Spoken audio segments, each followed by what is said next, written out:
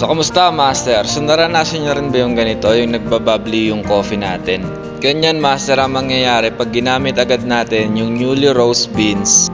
Yung tipong kakarating lang ng beans tapos ginamit nyo agad kasi naubusan na kayo ng stock at no choice kayo. Eh master, may solusyon ba dito? Kasi wala na talaga kaming gagamitin eh. Pagka dinigas pa namin to master o nirest namin, wala na kaming isa-serve sa customer na kape. Oo naman master, may solusyon pa yan. At ang gagawin nyo lang master ay ganito.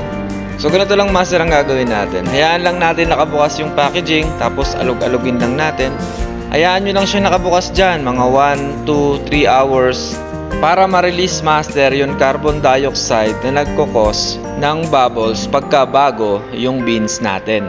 Malaki master ang natutulong ng carbon dioxide sa kape kasi siya ang nagpapanatili sa freshness ng coffee beans.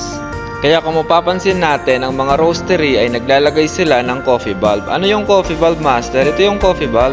Ginagamitan yan master ng coffee bulb para hindi agad makapasok yung hangin at hindi ma-release agad-agad yung carbon dioxide na kailangan natin sa kape. Kasi nga kailangan nating mapanatili yung freshness ng coffee beans sa mas mahabang panahon. Ito pala master yung mga ginagawa ng mga nasa roastery. After nila master mag-roast, ini-expose lang nila yan sa air.